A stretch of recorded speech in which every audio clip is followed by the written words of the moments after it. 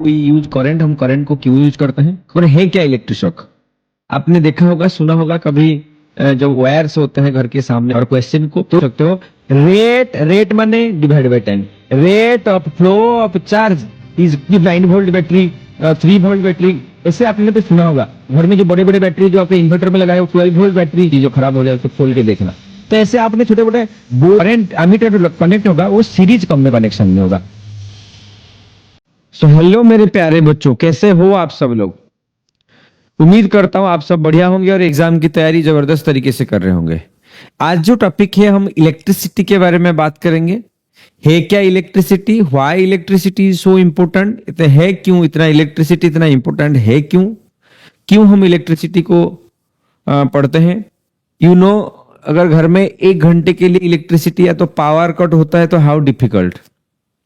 क्यों इतना इलेक्ट्रिसिटी को हम इतना इंपॉर्टेंस मानते हैं, क्या है इलेक्ट्रिसिटी में, ये सब के बारे में बात करेंगे। तो कुछ क्वेश्चन जैसे दिमाग में आते हैं, why do we use current, हम करंट को क्यों यूज करते हैं। व्हाट इज इलेक्ट्रिक शॉक, आप सबने कहीं ना कहीं इलेक्ट्रिक शॉक तो मिला होगा, ना कि माँ बाप की तरफ से या ना तो हॉस्पिटल की तरफ से। इलेक्ट्रिक शॉक बाय मिस्टेकनली आपको मिला होगा। ठीक, मैं उम्मीद करता हूं कभी आपको मिले ही नहीं, ना मिले अच्छा है सबसे। पर है क्या इलेक्ट्रिक शॉक, आपने देखा होगा, सुना होगा कभी, जब वायर्स होते हैं घर के सामने, 3 वायर्स जाते हैं, वायर पे कोई बर्ड बैठता है, हमको लगता है तो वो तो बड़ा बड़ा मजे से बैठा है। कभी कभी वो शॉर्ट सर्किट होकर नीचे गिर जाता है। क्यों गिर जाता है, आपने मंकी को देखा होगा कभी इलेक्ट्रिसिटी में शॉक लग के वो नीचे गिरता हुआ। इलेक्ट्रिसिटी कब लगता है कब नहीं लगता है, ये डायरेक्शन क्या होता है इलेक्ट्रिसिटी का, अभी करंट कब फ्लो करता है कब नहीं करता है, क्या है उसके पीछे का साइंस, हम लोग डिस्कशन करने वाले हैं। ये जो टॉपिक होगा फुल डिटेल टॉपिक होगा, जहां पे हम इलेक्ट्रिसिटी के हर वो डीप कॉन्सेप्ट तक समझेंगे।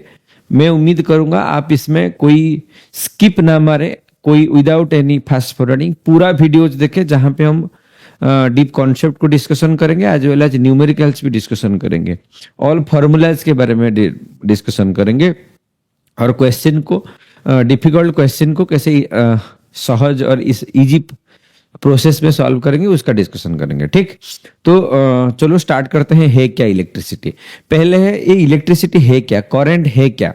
Electricity is also one form of energy, like your light energy, food as energy, you are taking food as energy, fuel energy, there are types of energy, sound energy, yes or no, there are types of energy you heard।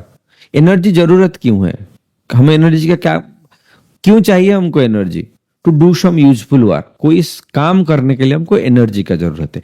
तो आपके चारों तरफ जो भी कुछ देखते हो वो सारा चीज एनर्जी पे डिपेंडेंट है। मान लो आप टीवी चलाओगे, उसको एनर्जी चाहिए, वो होगा इलेक्ट्रिकल एनर्जी। ऐसे कई काम के लिए हमको एनर्जी चाहिए। बस दिमाग में ये आ सकता है, व्हाई इलेक्ट्रिसिटी, हर काम के लिए क्यों इलेक्ट्रिसिटी को हम यूज करते हैं, जब हमारे पास ऐसे कई एनर्जी है, हम सोलर एनर्जी है, विंड एनर्जी है, water energy, kinds of energy are there, why we are using electricity so much. The answer is electric energy is easily converted to other form, हम कोई भी अदर फॉर्म में उसको convert कर सकते हैं। आज वेल आज हम क्या कर सकते हैं, ये जो एनर्जी को कंट्रोल कर सकते हैं। मींस मैं स्विच ऑन किया लाइट जलेगा, स्विच बंद किया वो लाइट नहीं जलेगा, स्विच ऑन किया फैन चलेगा, स्विच ऑफ करने से नहीं चलेगा। Means it's in my control, it's in your control, so we are using electricity so much. समझ में आता है। अब जाते हैं टॉपिक के अंदर। अब करंट किसको कहेंगे, देखो करंट किसको कहेंगे, current is just flow of charge. आप पूछोगे सर ये चार्ज अब क्या है, पहले समझते हैं करंट क्या है। ठीक, current is flow of charge, not flow of charge, rate of flow of charge. अब आई क्या बनता है, आई देखो करंट को आई कहते हैं। ठीक, आई में रिप्रेजेंट करते हैं, हर चीज का एक सिंबल देते हैं, तो ये करंट का सिंबल है आई। अब current equal to rate, rate means divide by time. Remember, rate means divide by time. So divide by time किसको, किसके साथ, चार्ज के साथ। देखो look at the definition, rate of flow of charge. आप simple दो line, एक line में भी बोल सकते हो। रेट माने divide by time, rate of flow of charge is called current. याद रहेगा, rate of flow of charge, not only flow of charge is current, rate of flow of charge is current, means divide by होना चाहिए time के साथ। और आप इसको ऐसे भी बोल सकते हो, flow of charge in unit time. ऐसे भी, यूनिट टाइम अगर टाइम को मैं 1 कर दूं तो क्या बचेगा, करंट जितना चार्ज उतना हो जाएगा। तो इसलिए अब ऐसे भी बोल सकते हो, the rate of flow of charge is called current और the flow of charge in unit time is called current. समझ में आ रहा है? अच्छा, हर चीज को हम एक यूनिट के साथ मेजर करेंगे, तो ये करंट का यूनिट होगा एम्पियर। एम्पियर भी एक साइंटिस्ट, उनके नाम से हुआ एम्पियर। अब ये करंट का यूनिट होगा एम्पियर, तो इसको हम ए लिखेंगे, 2 ampere, 5 ampere, 10 ampere and so on. ऐसे करंट का यूनिट्स होंगे। ठीक, आगे बढ़ते हुए ये करंट को अगर सर्किट में चूंकि सर्किट क्या है, आप ये जो कंपोनेंट्स को जो जब आप एक कनेक्शन में लगाओगे उसको आप सर्किट कहोगे। अब ये सर्किट हो जाएगा ओपन सर्किट, क्लोज सर्किट, आगे बताता हूं। ठीक, अब ये सर्किट में एमीटर को कनेक्ट करते हैं। एमीटर क्यों कनेक्ट करते हैं? ताकि वो करंट का मेजरमेंट हो पाए। ठीक, अब ये जो करंट एमीटर कनेक्ट होगा वो सीरीज में कनेक्शन में होगा। आगे पढ़ेंगे सीरीज क्या है, पैरेलल क्या है। मीन्स आपके पास आगे पढ़ेंगे रेजिस्टेंस, ये हुआ रेजिस्टेंस। हाँ, मान लो मैं एक यहाँ पे बल्ब लगाता हूं, ठीक, मान लो यहाँ पे बैटरी लगाता हूं, इसको series combination means one after another, और ये दोनों के बीच में एक ही कॉमन पॉइंट होना चाहिए, ये दोनों के बीच में एक ही कॉमन पॉइंट होना चाहिए। तो ऐसे ही एमीटर लगेगा सीरीज में। ठीक, ऐसे ही एमीटर लगेगा सीरीज, एक के पीछे एक। ठीक, इसको कहते हैं सीरीज कनेक्शन। तो करंट मेजर करने के लिए हम सीरीज कनेक्शन में लगाएंगे। ठीक, अच्छा, ये तो था current. The basic term we are discussing charge. अब ये चार्ज फ्लोज होगा तो अभी हम कहेंगे करंट। ये चार्ज है क्या? What is charge? Charge is nothing just flow of electron. जब इलेक्ट्रॉन अपना जगह चेंज करता है उसी को हम चार्ज कहते हैं।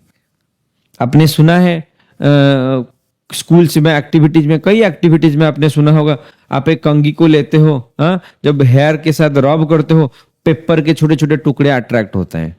आपने एक्टिविटीज में सुना होगा। या तो एक बैलून को लोगे आप, आप बैलून को ब्लो करोगे, बड़ा सा करोगे, उसको रब करोगे, वाल पे लगाओगे, वो चिपक जाएगा। क्यों? That is your charge. Charge की वजह से वहां पे इलेक्ट्रोस्टैटिक अट्रैक्शन हो रहा है, जिसकी वजह से वो अट्रैक्ट हो रहा है। ठीक, अच्छा, अब ये चार्ज क्या है? Just flow of electron. जब इलेक्ट्रॉन अपना जगह छोड़ देता है वो चार्ज बना लेता है। मान लो कोई भी में एक सब्सटेंस, आपने तो सुना होगा एटॉम, क्लास 9th में पढ़ा है, एटॉम के अंदर प्रोटॉन्स होते हैं, equal number of protons equal number of electrons होते हैं। अब ये प्रोटॉन जो होता है वो पॉजिटिवली चार्ज होता है और इलेक्ट्रॉन जो होता है नेगेटिवली चार्ज होता है। जब अच्छा, प्रोटॉन कभी अपना जगह चेंज नहीं कर सकता क्योंकि वो न्यूक्लियस के अंदर रहते हैं। वो न्यूक्लियस के अंदर एक न्यूक्लियर फोर्स के साथ वो मींस न्यूक्लियस के अंदर है, समझ में, एक बाइंडिंग एनर्जी से वो बंधे हुए, वो निकल नहीं सकते। इलेक्ट्रॉन बाहर घूमते रहते हैं, एटॉम के न्यूक्लियस के चारों तरफ इलेक्ट्रॉन्स घूमते रहते हैं। अब ये इलेक्ट्रॉन्स, इसे कई वजह हो सकते हैं जिसके वजह से वो अपना जगह चेंज करेंगे। वो आगे पढ़ेंगे आप, by rubbing, by friction, by conduction, induction, there are so many things. अब बस ये याद रखो, इलेक्ट्रॉन जब जगह चेंज करते हैं बस उसी को चार्ज कहते हैं। अच्छा, मान लो कोई में एटम के, मान लो मैं एक सपोज एनी एटम, आप सपोज नाइट्रोजन ले जाओ या तो आप ऑक्सीजन ले जाओ, कोई भी एक एटम, मान लो कोई एटम हुआ जिसके पास 10 इलेक्ट्रॉन 10 प्रोटॉन्स होते हैं। मान लो वो 2 इलेक्ट्रॉन दे देता है, 2 इलेक्ट्रॉन दे देता है, तो इसके पास कितने प्रोटॉन्स हुआ? 10 प्रोटॉन तो रहा पर इलेक्ट्रॉन 8 हो गया क्योंकि वो 2 दे चुका है। तब उसको कहते हैं पॉजिटिवली चार्ज। सो यहां पे मैं लिखता हूं, तो यहां पे क्या लिखता हूं? पॉजिटिव। पॉजिटिव कब? जब डेफिशिएंट ऑफ इलेक्ट्रॉन, जब इलेक्ट्रॉन जगह छोड़ दिया, उसके पास इलेक्ट्रॉन का कमी हुआ, बस वो पॉजिटिवली चार्ज बन गया। अच्छा, जिसको इलेक्ट्रॉन मिला वो नेगेटिवली चार्ज हो गया। जिसको मिला, जो छोड़ दिया वो पॉजिटिवली चार्ज, जिसको मिला तो इसको सफिशिएंट ऑफ इलेक्ट्रॉन्स कहता हूं। Sufficient, deficient positive, sufficient is your negative. ठीक, अब ये charge is nothing just number of electron. So इसलिए लिखता हूं Q equal to N into e. N क्या है? नंबर ऑफ, मान लो 1 electron, 2 electron, 3 electron, that is your number. तो चार्ज कितना होगा, नंबर ऑफ इलेक्ट्रॉन्स। अब इलेक्ट्रॉन का कितने पास कितने चार्ज है, देखो और एक मैं चीज बता देता हूं, चार्ज का यूनिट क्या होगा, चार्ज का यूनिट होगा कूलम, चार्ज का यूनिट होगा coulomb, according to the scientist Coulomb, उनका यूनिट होगा सी, कैपिटल सी। हाँ अच्छा, वो कैसे होंगे, 2C 3C 10C and so on, ऐसे होगा चार्ज का यूनिट। ठीक, अच्छा एक इलेक्ट्रॉन के पास कितने चार्ज है, तो एक इलेक्ट्रॉन के पास 1.6 into 10 to the power -19 coulomb का चार्ज है। तो एक इलेक्ट्रॉन के पास कितने चार्ज बच जाता है, 1.6 into 10 to the power -19 coulomb charge of 1 electron. मान लो किसी ने 2 इलेक्ट्रॉन दे दिया, तो यहां पर 2 मल्टीप्लाई कर दो, क्योंकि तो n हो गया 2। मान लो किसी के पास 10 इलेक्ट्रॉन चला गया, तो कितने होंगे, प्लस में होंगे, क्या हो जाएगा 10 इंटू 1.6 इंटू 10 - 19, ये हो जाएगा चार्ज। जिसको मिला वो नेगेटिव में होगा, जिसको जो दिया वो पॉजिटिव में होगा। ठीक, ये था आपके पास चार्ज। अब क्वेश्चन पूछता है, आपके एनसीईआरटी में है, आपके बुक्स में क्वेश्चन ऐसे पूछता है, calculate the number of electrons constituting 1 coulomb of charge. अगर आपके पास आप बोलते हो एक इलेक्ट्रॉन के पास, अगर आप बोलते हो एक इलेक्ट्रॉन के पास 1.6 into 10 to the power -19 coulomb का चार्ज है, तो बताओ एक कूलम के पास कितने इलेक्ट्रॉन्स होंगे, कितने इलेक्ट्रॉन्स होंगे, एक ही कूलम के पास, एक कूलम चार्ज के अंदर कितने इलेक्ट्रॉन्स होंगे। देखो ये 1 coulomb is also one huge thing, एक इलेक्ट्रॉन के पास बहुत कम चार्ज होता है पर वो चार्ज है। ठीक, अब 1 कूलम के पास क्या होगा, तो मैं क्या करूंगा, इसको अगर यूनिट करूंगा तो इसको इस तरफ मल्टीप्लाई, इस तरफ डिवाइड हो जाएगा, तो 1 divide by 1.6 into 10 to the power -19 electron. ना बताओ समझ में आ रहा है कि नहीं आ रहा है। एक इलेक्ट्रॉन के पास इतने कूलम का चार्ज था, तो एक कूलम के पास कितना होगा, मैं इस तरफ ले आया, डिवाइड हो गया। ठीक, अब इसको अगर मैं डिराइव करता हूं, देखो ये है नीचे, मैं इसको ऐसे कर सकता हूं 1 बाई 1.6, 1 बाई ये जो 10 -19 को ऊपर ले लेता हूं। ठीक, वो हो जाएगा 10 टू द पावर माइनस से ऊपर जाएगा तो 19 बन जाएगा। ठीक, ये होगा electron which is equal to 1 coulomb. ठीक, अब इसको मैं इस तरफ ले आओ तो 1 कूलम कितना हुआ, 1 बाई 1.6, एक काम करो ये डेसिमल को हटा दो, क्या हो जाएगा 16/10, तो इसको मैं 10/16 भी लिख सकता हूं कि नहीं। ये 1.6 था, इसको बाई 10 कर दिया, तो 10 ऊपर चला गया, into 10 to the power minus में नहीं होगा, प्लस में हो जाएगा ना, ऊपर चला गया। ठीक, 10 टू द पावर 19 इलेक्ट्रॉन्स। अच्छा, ये 10 फिर भी छोटा हो रहा है 16 के कंपैरिजन, तो एक 10 इसको दे दो, तो 100/16 कर दो, और इसको 10 टू द पावर 18 ले जाओ। ठीक, ये होगा नंबर ऑफ इलेक्ट्रॉन्स, तो ये हो जाएगा 16 6 96, 16 6 96, फिर आ जाएगा 40, 16 2 32। ठीक, फिर आएगा 80, 6 5 80, so 6.25 into 10 to the power 18 electrons होगा 1 कूलम।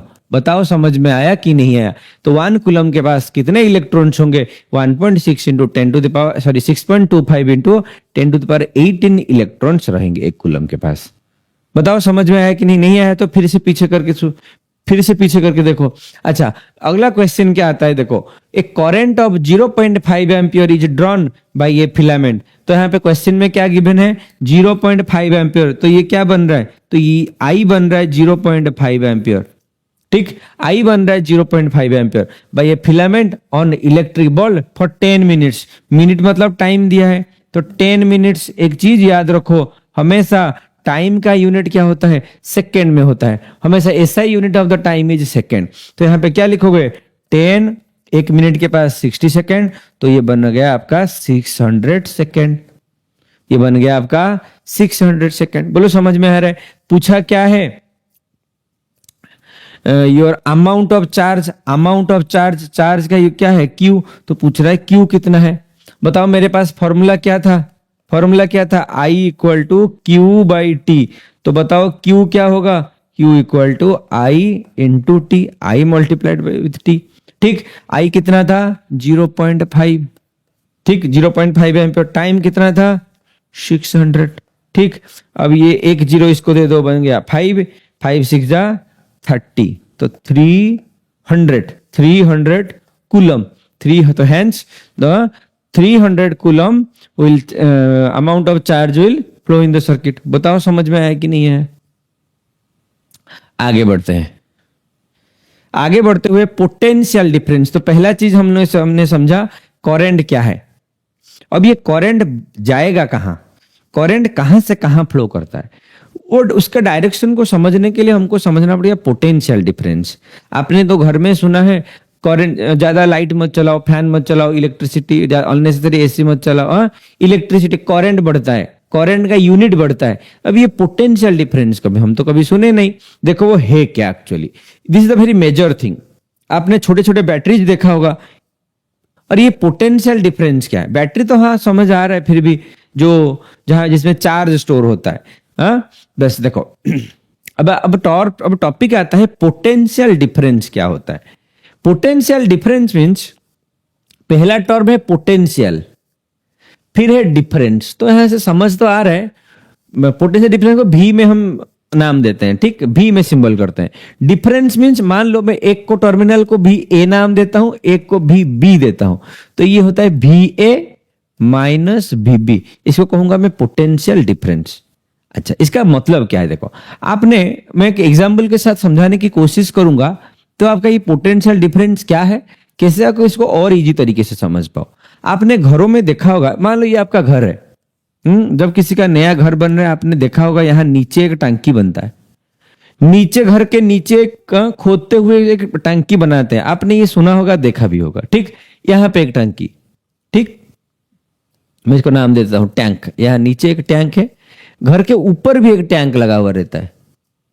दूसरा टैंक का काम क्या है, इसमें पानी स्टोर होता है, घर के जो हाउस होल्ड काम के लिए पानी स्टोर होता है। अब ये जो टैंक है, इसके अंदर पानी स्टोर किया जाता है। अच्छा, तो एक ऊपर एक नीचे क्यों बनाया गया, इसका कारण क्या है, मीन्स इसके अंदर एक्चुअली पोटेंशियल डिफरेंस हम बना रहे हैं। इसके अंदर हम पोटेंशियल डिफरेंस बना रहे हैं ताकि इसके अंदर अगर पानी भरेगा, पानी जाने की कोशिश करेगा नीचे। ऑब्वियस बात, पानी कहां जाने की, नीचे जाने की। तो मैं यहाँ पे ना पाइप लगा देता हूं, ठीक। तो ऊपर वाला टंकी से आपके जो प्लम्बर आते हैं वो पाइप लगा देते हैं नीचे के टंकी की तरफ। रास्ते में क्या करते हैं, हम यहाँ पे मान लो टैप चलाया, बेसिन चलाया, यहाँ पे आप बेसिन चलाते हो, आपके घर का हाउस होल्ड काम करते हो, आपने शावर लगाते हो, तरह तरह का काम ये बीच में होता है ना, समझ में नहीं। पानी ऊपर से नीचे आया, ये बीच में जो भी आप कुछ काम क्या करते हैं वही तो चीज होता है। इसको कि ये है पॉजिटिव चार्ज, ये है नेगेटिवली चार्ज। एक को हम हाई बना दिए, हाई पोटेंशियल बना दिए, अब ये हो गया हाई पोटेंशियल, अब ये हो गया लो पोटेंशियल। हमने क्या किया, एक को हाई पोटेंशियल बनाया, एक को लो पोटेंशियल बनाया।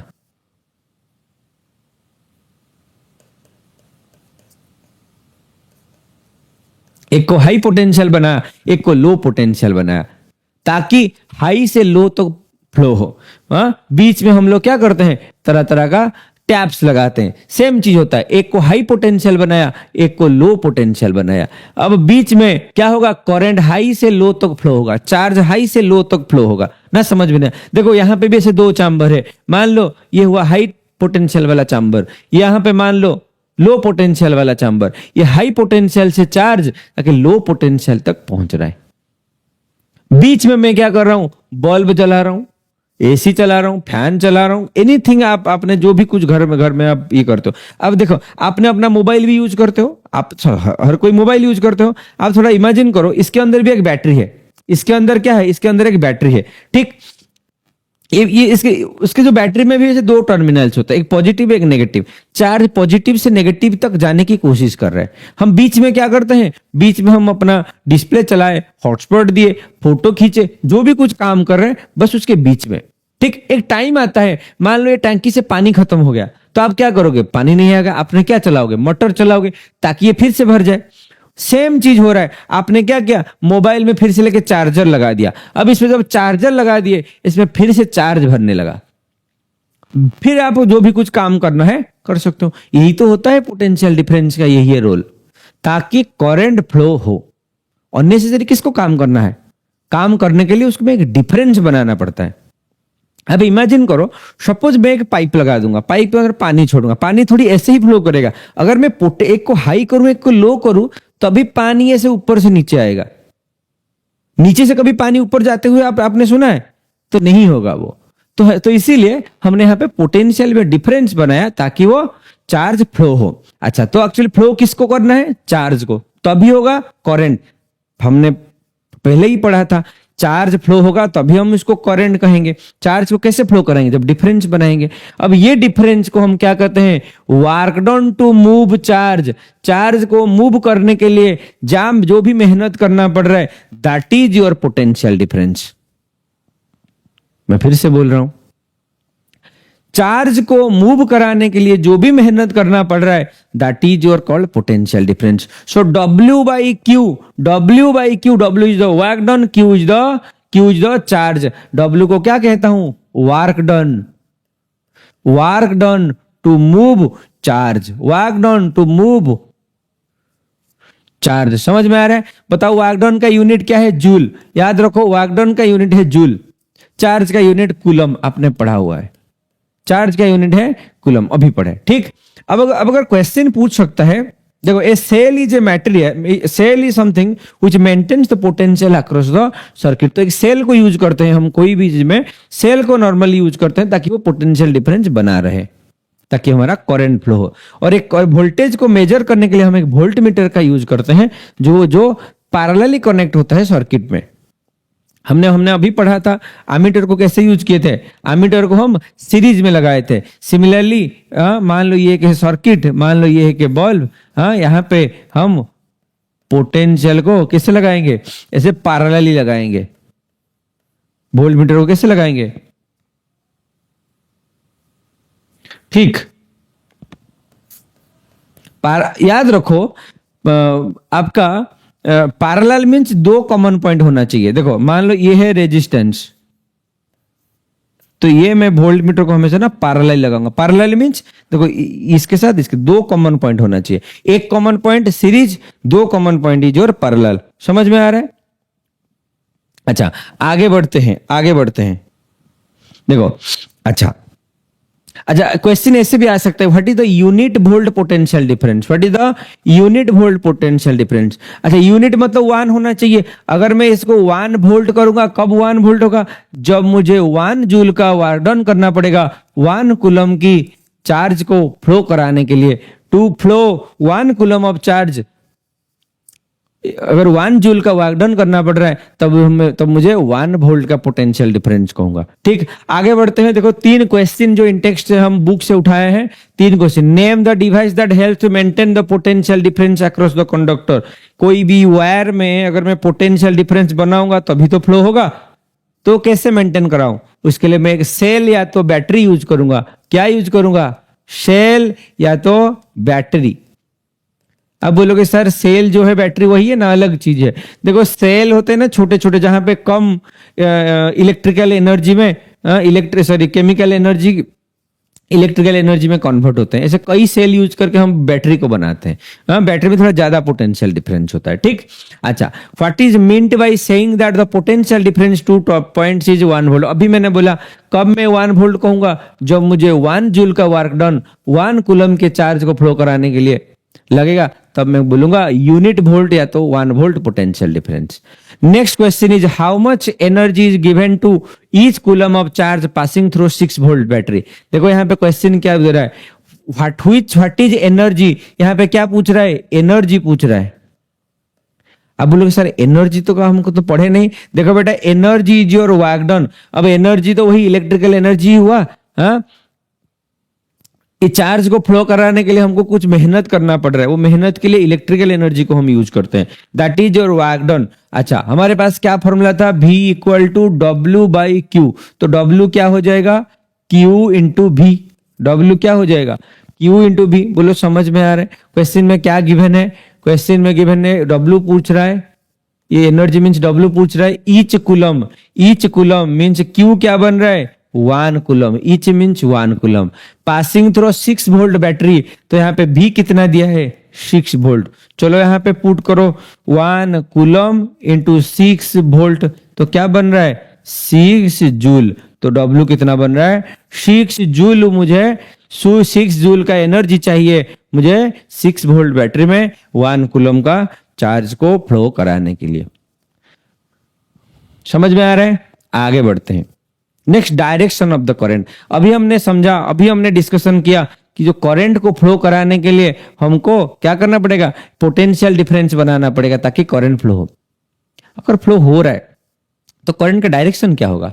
ऑब्वियस बात, मैंने पहले ही क्लियर किया था, हाई से लो तक जाएगा। जब मैं घर का टंकी भी दिखाया था, ऊपर से पानी नीचे आ रहा था।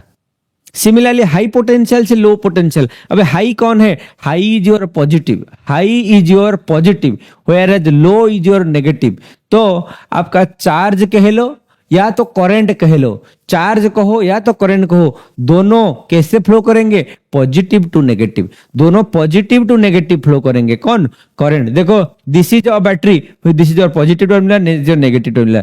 तो करंट ए से फ्लो होते हुए आएंगे, ए से पॉजिटिव से नेगेटिव तक पहुंचेंगे। करंट ए से पॉजिटिव से निकलेंगे, ए से आके नेगेटिव तक पहुंचेंगे। ठीक। अब दिमाग में ये क्वेश्चन आ सकता है, अब इलेक्ट्रॉन का डायरेक्शन सर क्या होगा? इलेक्ट्रॉन कहां से कैसे फ्लो करेंगे? इलेक्ट्रॉन बेटा उल्टा डायरेक्शन में फ्लो करेंगे। मींस वो ये नेगेटिव से निकलते हुए पॉजिटिव तक पहुंचेंगे। ये याद रख लो, चार्ज और current positive to negative, whereas electron तो नेगेटिवली चार्ज हुआ तो पॉजिटिव से पॉजिटिव तक जाएंगे, नेगेटिव से निकलते हुए। ठीक। तो इलेक्ट्रॉन का डायरेक्शन उल्टा होगा। ठीक। आगे बढ़ रहे हैं। अब मैंने बोला था सर्किट। अब ये सर्किट क्या होता है? ये जो देखो, पोटेंशियल डिफरेंस को मेंटेन करने के लिए आपने एक बैटरी को यूज किया और ये सर्किट पूरा कंप्लीट होना चाहिए, मतलब पॉजिटिव से निकलते हुए नेगेटिव तक खत्म होना चाहिए। तो अभी मैं बोलूंगा एक क्लोज सर्किट मींस ए कंप्लीट सर्किट। अगर मेरा पॉजिटिव से निकलते हुए कहीं भी रुक जाता है, कहीं भी कनेक्शन कट जाता है, तो उसको मैं ओपन सर्किट कहूंगा। Circuit means this combination of battery, bulb, जो भी कुछ आप कंपोनेंट यूज करते हो उसको एक सर्किट कहेंगे। ठीक। अब ये सर्किट में हम तरह तरह का सिंबल यूज करेंगे। आपने अगर एक्सपेरिमेंट कभी अपने कोई चार्जर, खराब चार्जर को तोड़ा होगा, कभी आपने, अगर आप में, मेरा तो था क्यूरियोसिटी, ऐसे कोई चीजों को, टीवी खोलना, कोई छोटे मोटे चीज जो खराब हो जाए उसको खोल के देखना। तो ऐसे आपने छोटे मोटे बोर्ड्स देखा होगा, आपने ऐसे बोर्ड देखा होगा, नहीं देखा है आपने?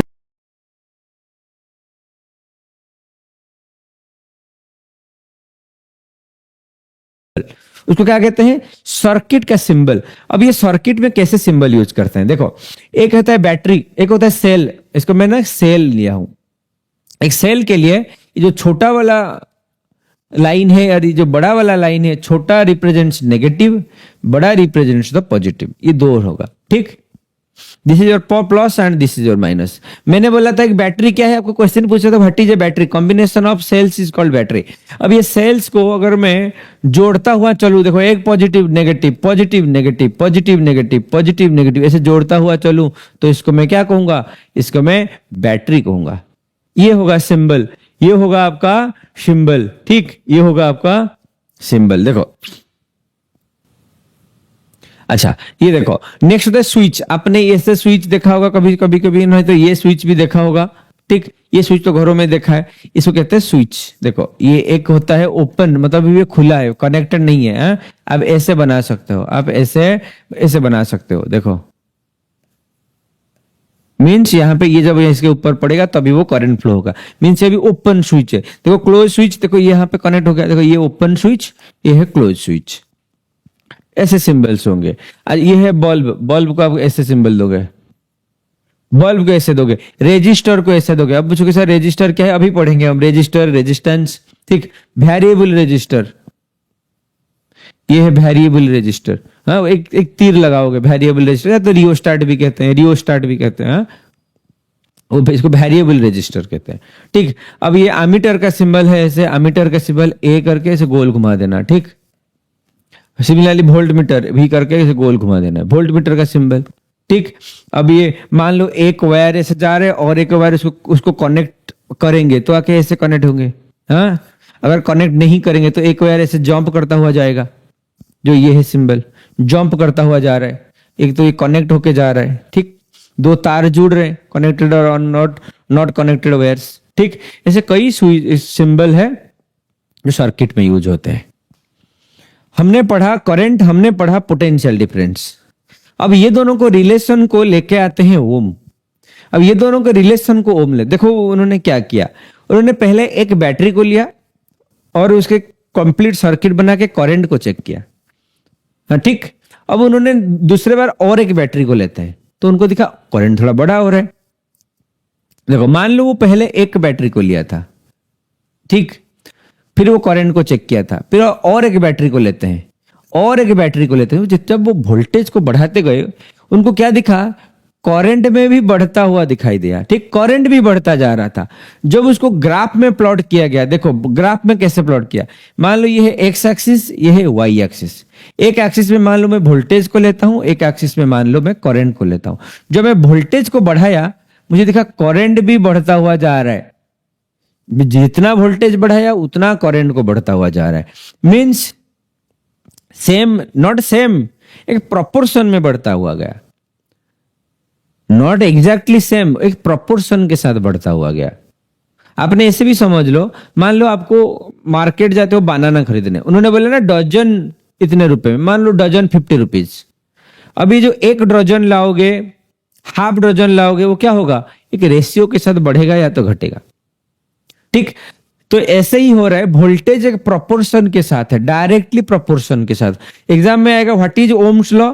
Ohms law states that the potential difference across two terminal, देखो मैं हर जगह टू टर्मिनल बोल रहा हूं, मीन्स आप ना सामने एक बैटरी को ले आओ, सामने ऐसे एक बैटरी ले आओ जहां पे पॉजिटिव टर्मिनल और नेगेटिव टर्मिनल्स होंगे। तो एक टर्मिनल से करंट से वायर घूमते हुए यहां तक पहुंच रहा है, एक यहां से यहां तक पहुंच रहा है। इसको एक कंप्लीट सर्किट कहेंगे। ठीक, तो ये potential difference across two terminals means positive negative, across two terminal is directly proportional, means इसको डायरेक्टली प्रोपोर्शनल कहूंगा, directly proportional to the current across it. तो voltage directly proportional to the current. अगर उसको मैं इक्वेट करता हूं तो एक प्रोपोर्शनलिटी कांस्टेंट मिलता है जिसको आर कहते हैं या तो इसको रेजिस्टेंस कहते हैं, इसको रेजिस्टेंस कहते हैं। V equal to R into I, और R मुझे क्या मिला, R इक्वल टू मिला V divided by I. R क्या है, रेजिस्टेंस। अब ये तो हुआ प्रोपोर्शनली कांस्टेंट रेजिस्टेंस, उसको डिफाइन कैसे करोगे, it the opposition to the flow of current. अब वोल्टेज जितना बढ़ना चाहिए करंट उतना बढ़ना चाहिए, वहां पे एक प्रोपोर्शन में बढ़ रहे हैं। वो प्रोपोर्शनल किस पे डिपेंड करेगा, वो रेजिस्टेंस पे डिपेंड करेगा। ठीक, अब ऐसे लिख सकते हो, resistance is the property of the conductor to resist the flow of current. अब ये एक प्रॉपर्टी हुआ जिसके वजह से करंट में कुछ ड्रॉप आया, मतलब कुछ करंट कम आया या तो ज्यादा आया। ठीक, वोल्टेज बढ़ने से करंट बढ़ रहा है, या तो करंट घटने, वोल्टेज घटने से करंट भी घटा। जो प्रोपोर्शनलिटी कांस्टेंट ही रेजिस्टेंस था, और उसको हम क्या कहे, प्रॉपर्टी ऑफ द कंडक्टर। अब ऐसे भी बोल सकते हो, the opposition to the flow of current is called resistance. अब उसके यूनिट को अकॉर्डिंग टू ओम हम ये सिंबल देते हैं, ओम सिंबल, ऐसे ओम सिंबल।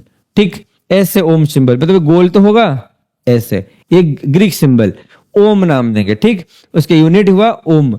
अब इसको एग्जाम में क्वेश्चन पूछ सकता है, what is unit ohm resistance और 1 ओम रेजिस्टेंस कब होगा। देखो R equal to V by I, अगर मैं वोल्टेज को 1 वोल्ट बना दूंगा और करंट को 1 एम्पियर बोल दूंगा, तभी मेरे रेजिस्टेंस जो होगा 1 ओम होगा। अब कोई क्वेश्चन पूछ सकता है, what is unit ohm resistance, this is your unit ohm resistance. ठीक, अब आगे बढ़ते हुए, फैक्टर्स ऑन रेजिस्टेंस डिपेंड। ये जो रेजिस्टेंस हमको मिला वो तो अपोजिशन मिला जो करंट को रोक रहा था। अब ये किस पे डिपेंड करता है, उसको चेक करने के लिए हम और एक एक्टिविटी लाते हैं। देखो क्या है वो एक्टिविटी। पहले ना एक मान लो ये जो पॉजिटिव और नेगेटिव टर्मिनल था, मैं एक छोटा सा वायर में कनेक्शन किया था। मान लो एक बल्ब लगाया था या तो एक एलईडी लगाया था एक छोटा सा वायर के साथ स्विच लगा के। अब अगले बार क्या कर रहा हूं, एक बड़ा सा वायर में से घुमाते हुए लाके यहां तक लगा रहा हूं, वही बल्ब लग रहा है, वही सब लग रहा है, बस वायर अभी बड़ा हो गया। तो मुझे क्या मिला, वहां पे भी कुछ रेजिस्टेंस का ड्रॉप हो गया। तो यहां पे क्या हुआ, रेजिस्टेंस में कुछ ड्रॉप हुआ, किसके वजह से, लेंथ ऑफ द कंडक्टर। अब एल को मैं क्या लेता हूं, length of the conductor. L को क्या लेता हूं मैं, लेंथ ऑफ द कंडक्टर। ठीक, अच्छा अगली बार क्या कर रहे हैं, और एक 2 वायर लिए, मान लो एक एक पतला सा वायर लिए था और एक ऐसे मोटा सा वायर को लिए थे। आपने देखा होगा घरों में तरह तरह का वायर लगा हुआ रहता है, कहीं पे मोटा वायर, कहीं पे पतला वायर। आपने ईयरफोन देखा होगा, बहुत पतला सा वायर होता है। आपका एसी का वायर देख लो, ठीक, आपका फ्रिज का वायर देख लो, आयरन का वायर देख लो, कितना मोटा वायर होता है। क्यों? वहां पे ज्यादा करंट की जरूरत है। तो यहाँ पे देखो, जब एक पतला वायर और एक मोटा वायर लेते हैं और ये रेजिस्टेंस क्या हुआ, इनवर्सली प्रोपोर्शनल हुआ। अब बोलोगे सर क्यों, पतला वायर में तो अच्छा होना चाहिए। नहीं, देखो वायर जितना मोटा होगा इलेक्ट्रॉन्स उतने अच्छे से फ्लो करेंगे, तो आपका रेजिस्टेंस उतना कम होगा। ना समझ में नहीं आ रहा है? ज्यादा मोटा, अगर वायर मोटा होगा तो करंट अच्छे से फ्लो करेंगे और रेजिस्टेंस कम होंगे। पतला वायर होने से क्या होगा, रेजिस्टेंस आपका क्या हो जाएगा, बढ़ जाएगा। अच्छा देखो, आपके क्वेश्चन आ सकता है, what is cross section, area of the cross section. मान लो मैं क्या करता हूं, एक तार को ऐसे काट देते हैं, तो यहाँ पे एक जो गोल बन रहा है, ये जो मान लो इसको काट देते हैं, ये जो बन रहा है ना, इसको कहते हैं area of the cross section. ये इसका जो पतला सा है, area of the cross section. अगर इसे काट देते हो, जो जितना मोटा बन रहा है, मान लो आप जो तार है उसको काट के देखोगे, जो छोटा सा जो गोल बना होगा, उसको कहते हैं area of the cross section. अगर ये दोनों, इसको मैं इक्वेशन 1 इक्वेशन 2 लेता हूं, ये दोनों को इक्वेट करता हूं, तो R proportional to L by A होगा। R proportional to L by होगा। अगर मैं वो प्रोपोर्शनल कांस्टेंट को हटा देता हूं, क्या बनेगा, R equal to rho L divide by A। अब पूछोगे सर नया नाम क्या आ गया, ये नया नाम है जो रो, RHO रो, उसको मैं ऐसे सिंबल में रिप्रेजेंट करता हूं। This is also one Greek symbol. एक हम ओम पढ़े थे ग्रीक सिंबल, अभी दूसरा हमको मिला रो ग्रीक सिंबल। ठीक, अब ये रो क्या होता है, rho is the type of the material for which it resist. आपने देखा होगा तरह तरह का वायर्स यूज होता है। नॉर्मली हमारा घर पे कॉपर वायर्स यूज होता है। आपने पूछा तो सर आयरन वायर होना चाहिए और सस्ता होता, क्यों नहीं यूज करते? वहां पे प्रॉपर्टी में डिफरेंस है। डिफरेंट वायर में डिफरेंट प्रॉपर्टीज होते हैं, जिसके वजह से हम नॉर्मली देखो कौन सा वायर, कॉपर वायर को यूज करते हैं। नॉर्मली हम कॉपर वायर को यूज, देखो ये रेजिस्टिविटी क्या होता है, अब तो पूछो रेजिस्टिविटी एक ही जैसे सुनाई देता है, क्या वो सेम चीज है ना? वो अलग अलग चीज है। Resistance, resistivity. रेजिस्टेंस जैसे कि आप टीचर जो अपोज किया वो रेजिस्टेंस, जो मटेरियल के प्रॉपर्टी के वजह से अपोज हुआ इट इज रेजिस्टिविटी। उसका नेचर है, उसका बॉन्ड क्वालिटी आप बोल सकते हो, जिसके वजह से वो अपोज कर रहा है। समझ में आ रहा है? उसको कहते हैं रेजिस्टिविटी। रो लिखते हैं, जो सिंबल है इसको रो कहते हैं। सो रो कितना हो गया बताओ, रो क्या बन रहा है? सो रो इक्वल टू, ये एक उस तरफ ले जाओगे तो R into A divide by L, ये बनेगा आपका रेजिस्टिविटी रो का एक्सप्रेशन। ठीक, देखो डिफरेंट मटेरियल के लिए डिफरेंट रेजिस्टिविटी होता है। सबसे अच्छा कंडक्टर किसको कहोगे? सिल्वर को। सबसे अच्छा कंडक्टर, सबसे बेस्ट कंडक्टर आपको अगर बोलोगे जितने सारे मटेरियल है तो सिल्वर। क्यों सिल्वर? उसके रेजिस्टिविटी सबसे कम है। देखो सबसे कम रेजिस्टिविटी किसका? अच्छा, कम होने का मतलब क्या है? सबसे कम वो करंट को ऑब्जर्व करेगा, वो ड्रॉप सबसे कम करेगा, इसीलिए हम सिल्वर को अच्छा कंडक्टर कहते हैं। फिर कौन आता है? कॉपर दूसरे नंबर पे आते हैं। आपने पूछोगे सर ये सिल्वर तो अच्छा है, हम कॉपर क्यों यूज करते हैं? Because you know silver is costly, copper is nearly equal to silver. 1.6 but 10⁻⁸ 10⁻⁸ they both are very close, तो इसलिए हम कॉपर को यूज करते हैं। फिर आपने भी देखा होगा कुछ वायर्स में एल्यूमिनियम भी होता है, जो सर्विस वायर आता है आपके इलेक्ट्रिक पोल से घर तक आता है, वो सर्विस वायर, वो एल्यूमिनियम का मोटा तार भी लाते हैं। ठीक, that is your aluminium wire. ऐसे और भी मटेरियल है, जितना नीचे जाओगे रेजिस्टिविटी उतना बढ़ता हुआ जाएगा। देखो एलॉय का रेजिस्टिविटी उससे थोड़ा ज्यादा। आगे पढ़ोगे सेमीकंडक्टर भी है, हायर क्लासेस में पढ़ोगे, उसका भी रेजिस्टिविटी ज्यादा। सबसे ज्यादा रेजिस्टिविटी किसका? इंसुलेटर, इसलिए वो करंट को फ्लो करने ही नहीं देता। रेजिस्टिविटी उसके अपोजिट क्या है? उसके अपोजिट है कंडक्टिविटी। तो जितना ज्यादा रेजिस्टिविटी, सम से कम कंडक्टिविटी। ठीक, इसीलिए हम ये सब वायर को वायर में यूज नहीं करते, ये सब मटेरियल को वायर पे यूज नहीं करते। किसको यूज करते हैं? हम सिल्वर, कॉपर, एल्यूमिनियम ये सब यूज करते हैं। ठीक, अच्छा, क्वेश्चन पूछ सकता है यूनिट ऑफ द रो। अब यूनिट कैसे निकालेंगे? मैं बोला यूनिट ऑफ द रेजिस्टिविटी जो ओम इंटू मीटर। देखो क्वेश्चन पूछेगा derive the unit of the resistivity और रो। देखो rho equal to your R A by L. R का यूनिट कितना है? Rho equal to your R A by L. R का unit क्या है? ओम। एरिया का मीटर स्क्वायर, लेंथ का मीटर, मीटर को मीटर स्क्वायर काट दो, बचा कौन? Ohm into metre. समझ में आ रहा है? तो इसीलिए यूनिट इज ओम मीटर। मैं आर की जगह पे 1 ओम लिया हूं, एरिया की जगह पे 1 मीटर स्क्वायर लिया हूं। सिमिलरली लेंथ की जगह पे 1 मीटर डाला हूं। ठीक, तो 1 मीटर, यहाँ पे मीटर स्क्वायर मतलब 2 मीटर है, तो 1 मीटर कट गया, तो बचा कौन? Ohm into metre. तो इसीलिए रेजिस्टिविटी का यूनिट बन गया ओम मीटर। समझ में आ रहा है? अगर नहीं समझ में आया तो फिर से पीछे जाके सुनो। आगे बढ़ते हैं। एक क्वेश्चन है, a cylinder of material 10 centimetre long. अब एक सिलेंडर है जिसके मटेरियल, एक सिलेंडर ऑफ है मटेरियल 10 सेंटीमीटर लॉन्ग, तो एल बता दिया है 10 centimetre and has a cross section of 2 square centimetre. Cross section means ये एरिया ही बोल रहे हैं एक्चुअली। तो एरिया क्या है?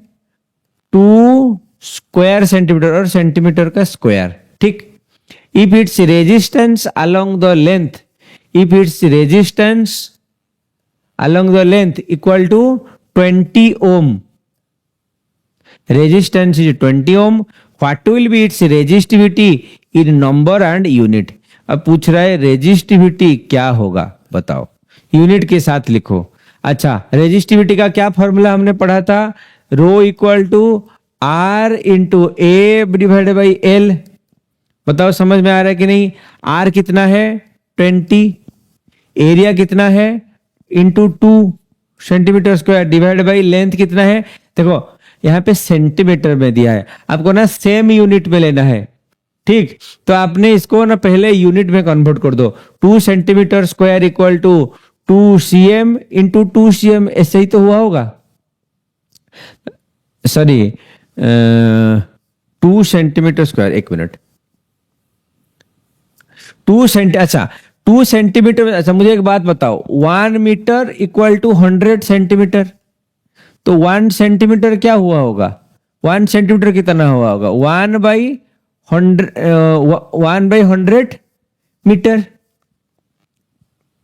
ना समझ में नहीं है? 1 मीटर 100 सेंटीमीटर, तो 1 सेंटीमीटर कितना होगा? 1/100 मीटर। और मैं इसको ऐसे भी लिख सकता हूं 10 टू द पावर -2 मीटर। मैं ऐसे भी लिख सकता हूं 1 centimetre equal to 10 to the power -2 metre. बोलो समझ में आ रहा है? अच्छा, इधर 2 सेंटीमीटर का स्क्वायर, तो मैं लिखूंगा 2 इंटू 10 टू द पावर -2 का स्क्वायर मीटर। ना समझ में नहीं है? 2 into 10 to the power -2 centimetre की जगह पे मैं लिख दिया, मैं ये सेंटीमीटर मतलब क्या? 1 सेंटीमीटर का स्क्वायर ना, तो इसीलिए मैं 1 सेंटीमीटर 10 टू द पावर -2 का स्क्वायर लिखता हूं। तो क्या बनेगा? 2 into 10 to the power -2 to the 4 metre square. बोलो समझ में आया? अच्छा, ये भी है सेंटीमीटर में, तो मैं क्या करूंगा? 10 centimetre equal 1 centimetre 10 to the power -2, so 10 into 10 to the power -2 metre. ठीक, अब ये क्या बन जाएगा? 10 डिवाइड बाई 100, तो बन जाएगा 10 ना सब टू द पावर -1 मीटर, और 1 बाई, अरे इससे भी बोल सकते हो 1/10 मीटर। ठीक, अब ये बन गया 2 इंटू 10 टू द पावर -4, हाँ 2 into 10 to the power -4 metre square divide by 10 to the power -1 metre. ठीक, अच्छा, ये अगर ऊपर चला जाएगा तो कितना बनेगा? ये होगा 20 into 2 into 10 to the power minus, ये ऊपर चला जाएगा तो हो जाएगा 4, तो 10 टू द पावर -3 बन जाएगा। हाँ, तो ये होगा 2 into 20 40 into 10 to the power -3, और अगर इसको मैं लिखूंगा -3 हो जाएगा 40 डिवाइड बाई 10 का 10,000, तो एक जीरो इसके साथ कट जाएंगे, 4/100 मीन्स 0.04 ओम मीटर हो जाएगा आपका रेजिस्टिविटी। बोलो समझ में आया कि नहीं है?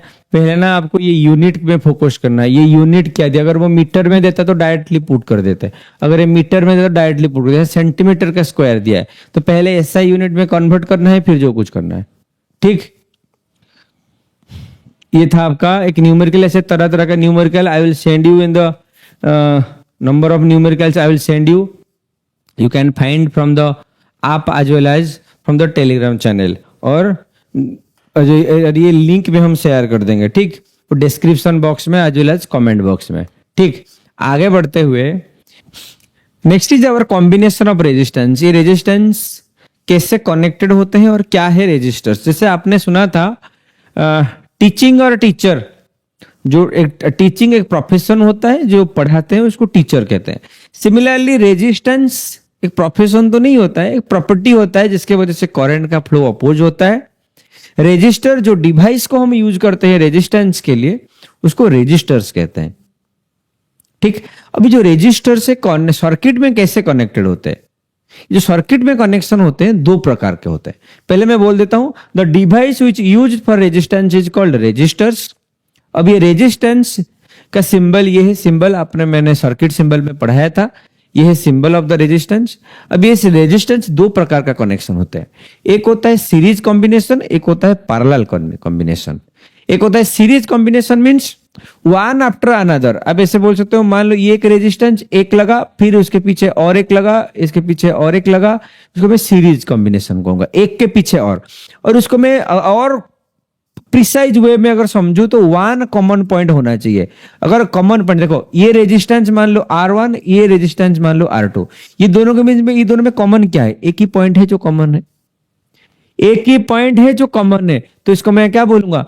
कॉमन पॉइंट, तो इसको सीरीज कॉम्बिनेशन। अब ये R2 मान लो, ये R3, ये दोनों के बीच में क्या कितना कॉमन पॉइंट? एक ही कॉमन पॉइंट है, तो इसको बोलूंगा मैं सीरीज कॉम्बिनेशन। अब ये पैरेलल कॉम्बिनेशन क्या है? देखो, मान लो ये है एक रेजिस्टेंस, मैं और एक रेजिस्टेंस को यहां से लेता हूं, यहां पे दो कॉमन पॉइंट के साथ जोड़ता हूं। देखो, इसके आगे, इसका आगे के साथ, इसका पीछे, इसके पीछे के साथ। एक को मान लो मैं फ्रंट, इसको बैक लेता हूं, तो इसका फ्रंट इसके फ्रंट के साथ, इसके बैक के साथ। तो यहाँ पे दो कॉमन पॉइंट 1 2, हाँ, मान लो ये है R1, ये है R2, इनके पास दो कॉमन पॉइंट। देखो, अगर one common point series combination, two common point उसको मैं पैरेलल कॉम्बिनेशन कहूंगा। समझ में आ रहा है? अगर यही फॉर्मूला आप लेके चलोगे तो कहीं पे आपको कंफ्यूजन नहीं आएगा। इसके जहां से सबसे डिफिकल्ट न्यूमेरिकल जो बच्चे डरते हैं सर्किट सॉल्व करने में, यहीं से आ सकता है कि कैसे हमको पता चलेगा कौन सा सीरीज है, कौन सा पैरेलल है। अब ये फॉर्मूला लेके चलो, one common point series, two common point is your parallel. देखो, जैसे को सर्किट में मैं आगे बताऊंगा, यहाँ पे देखो, मैं ये जो बल्ब को रेजिस्टेंस की तरह लिया हूं क्योंकि ये करंट को ड्रॉप कराएंगे। तो इसको मैं मान लो R1, इसको R2 लिया हूं, ये है बैटरी सोर्स। अगर मैं इसको सर्किट में बनाऊं, देखो सेम चीज को मैं सर्किट में बना रहा हूं, ये है नेगेटिव, ये है पॉजिटिव, यहाँ पे लगा हूं मैं एक स्विच। ठीक, अब यहाँ पे दो रेजिस्टेंस को लगाया हूं, मान लो ये है R1, मान लो ये है R2, ये है बैटरी का सोर्स B, ये है बैटरी सोर्स जो भी। ठीक, सो यहाँ पे टोटल रेजिस्टेंस क्या होंगे? टोटल रेजिस्टेंस क्या होंगे? सम हो जाएंगे R equal to R1 plus R2। For example, ये रेजिस्टेंस के पास 2 ओम का रहा, इसके पास 3 ओम रहा, तो ये सर्किट में पूरा रेजिस्टेंस कितना होगा? 5 ओम हो जाएगा। 2 + 3 2 + 3 5 ओम हो जाएगा। आप इसको ऐसे भी समझ सकते हो, अगर एक के पीछे और एक कनेक्ट हो रहा है, आप इसको इसका वोल्टेज प्लस उसका, देखो मान लो ये एक सीरीज कॉम्बिनेशन में, सीरीज कॉम्बिनेशन में हमेशा याद रखो करंट हमेशा यहाँ पे देखो पॉजिटिव से निकला नेगेटिव तक पहुंचा, यहाँ पे करंट तो कांस्टेंट है। देखो यहाँ पे कौन पोटेंशियल डिफरेंस डिवाइड हो रहे हैं, ये इसका वोल्टेज बन जाएगा मान लो V1, इसका बन जाएगा V2, पोटेंशियल डिफरेंस अलग हो जाएंगे बट करंट यहाँ पे सेम रहेगा थ्रू ऑल द रेजिस्टर्स। यहाँ पे करंट सेम रहेंगे। अगर मैं इसको लेता हूं V, इसको लेता हूं V1, तो देखो V क्या हो जाएगा V1 प्लस V2।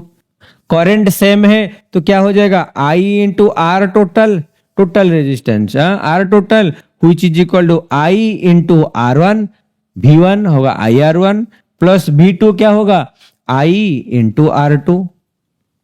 तो क्या बच जाएगा, अगर मैं यहां से I को कॉमन ले लेता हूं, यहां से I को कॉमन लेता हूं तो ये I सब कैंसिल हो जाएंगे। R सीरीज क्या मिलेगा R1 प्लस R2। मान लो ऐसे n number of resistance series में होंगे तो क्या हो जाएगा R, क्या हो जाएगा R सीरीज हो जाएगा R1 plus R2 plus dot dot dot dot जितने भी रेजिस्टेंस होंगे सबका सॉम हो जाएगा अगर वो सीरीज कॉम्बिनेशन में रहेंगे तो। ठीक, series combination means one after another. ठीक, अब आगे समझते हैं पैरेलल कॉम्बिनेशन क्या है।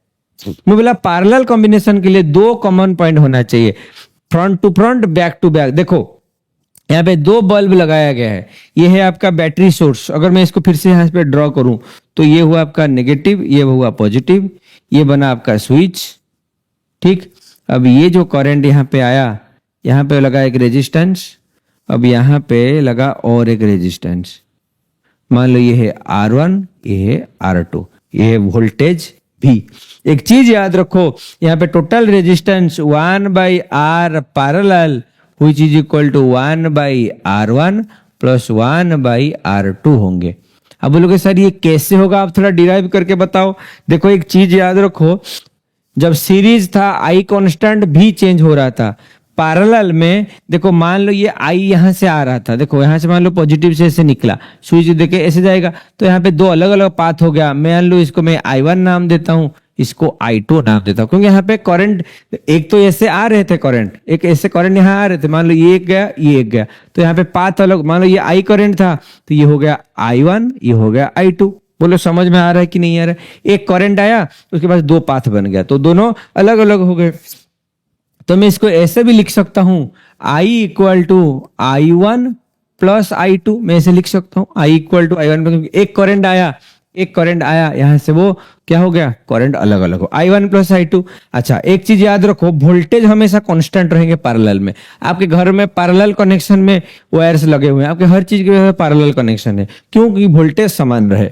तो ये हो जाएगा, ये भी V, ये भी V, दोनों के पास V समान रहेगा। तो I का फॉर्मूला क्या था V/R, इसको R सीरीज में ले लेता हूं तो I1 मान लो इसको ये था R1, ये था आपका R2। ठीक, तो I1 क्या हो जाएगा V/R1 प्लस V/R2, क्योंकि I का formula V equal to IR, I equal to V/R, ये हमको पता है। वोल्टेज तो कॉमन है, देखो current divided but voltage is same across all the resistance. Parallel combination में वोल्टेज कांस्टेंट रहेंगे तो V/R parallel, V/R parallel equal V/R1 plus V/R2। अगर मैं V को दोनों तरफ से कॉमन ले लूं, अगर मैं कॉमन ले लूं तो क्या बन जाएगा V 1/R parallel equal to V कॉमन लेने से 1/R1 प्लस 1/R2। तो V के दोनों तरफ कैंसिल आउट हो जाएंगे, बचेगा कौन 1/R parallel equal to 1/R1 plus 1/R2। समझ में आ रहा है। अगर ऐसे n नंबर ऑफ रेजिस्टेंस होंगे पैरेलल में, सपोज n नंबर, मान लो मैं ऐसे R1 R2 R3 dot dot dot करके Rn नंबर ऑफ रेजिस्टेंस को मैं कनेक्ट करूं तो वो क्या हो जाएगा 1/R equal 1/R1 plus 1/R2 plus 1/R3 dot dot dot up to Rn 1/Rn। समझ में आ रहा है। This is your parallel and series combination of resistances. आगे बढ़ते हैं, अब इसको लेके कुछ न्यूमेरिकल्स करते हैं। देखो सपोज मैं आपको बता रहा हूं एक रेजिस्टेंस, ठीक, और एक वोल्टेज सोर्स और एक स्विच को लगाता हूं। ठीक, एक स्विच को लगाता हूं। ठीक, अच्छा सपोज ये आपका है 12 वोल्ट, सपोज इसको मैं देता हूं 6 ओम, इसको देता हूं 3 ओम, इसको देता हूं 3 ओम। ठीक, अब ये बताओ ये तीनों रेजिस्टेंस जो R1 R2 R3 है वो कैसे कनेक्टेड है, कैसे कनेक्टेड, वन आफ्टर अनदर, एक one common point, one common point. तो बताओ R सीरीज कितना बनेगा 6 प्लस 3 प्लस 2 तो सॉरी 3 तो कितना बनेगा 12 ओम हो जाएंगे। हाँ अच्छा, V कितना है 12 वोल्ट। ठीक, ना समझ में नहीं आ रहा है। अब इसमें आई क्या हो जाएगा, आई इक्वल टू हो जाएगा V बाई आर। मान लो आई पूछा है, ये आई पूछा है, I equal to V by R और 12/12 which is equal to 1 ampere का करंट होगा। समझ में आ रहा है। अच्छा, ऐसे अगर सेम चीज पैरेलल में होता, मान लो सेम चीज ऐसे पैरेलल में होता, सेम चीज पैरेलल में होता तो क्या करते। ठीक, मान लो इसको मैं 6, 3 और 3 दे रहा हूं, बताओ क्या होता। आपने क्या लिखता, 1/r parallel equal to 1/6 plus 1/3 plus 1/3। ना समझ में नहीं आ रहा।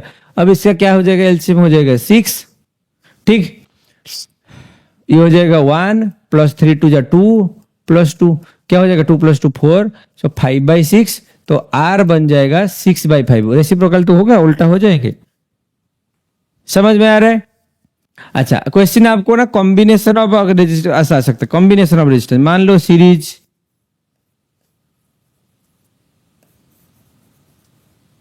ऐसे पूछ सकता है,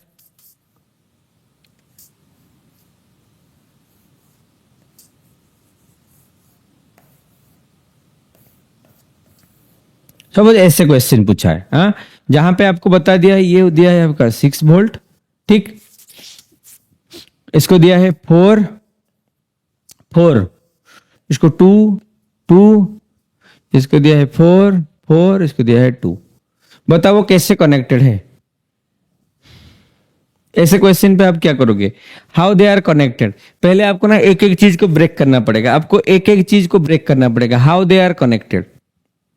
देखो, अगर मैं यहीं से शुरू करूंगा, अगर मैं यहां से शुरू करूंगा, बताओ ये दोनों रेजिस्टेंस कैसे कनेक्टेड है। आपको तो दिखाई दे रहा है पैरेलल, मतलब क्योंकि यहाँ पे दो कॉमन पॉइंट, ये कॉमन पॉइंट, ये कॉमन पॉइंट, तो ये दोनों का रेजिस्टेंस क्या हो जाएगा। तो मैं आपको ना एक फॉर्मूला बताता हूँ। सो 1/r पैरेलल का फॉर्मूला क्या था, 1/r1 प्लस 1/r2।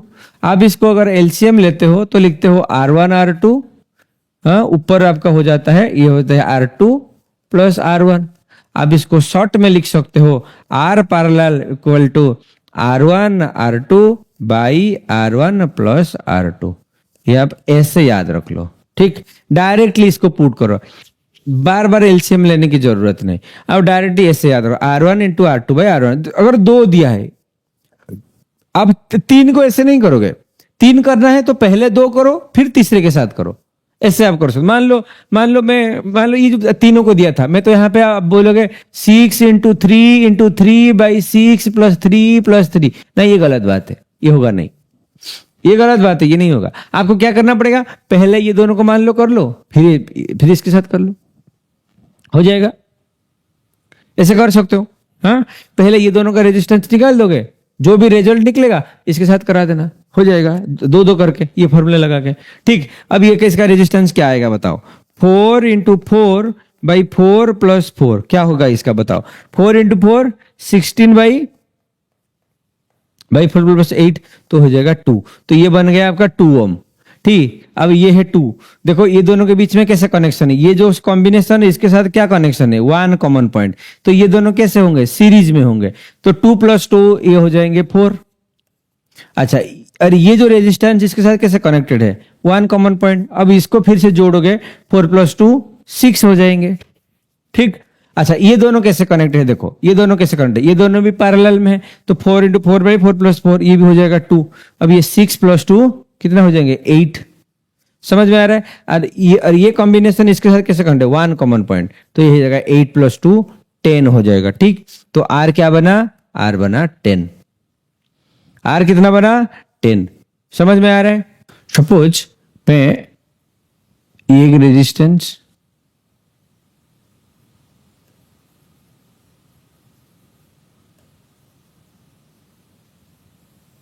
ठीक, अब मैं बोलूंगा ए और बी के बीच में क्या होगा रेजिस्टेंस।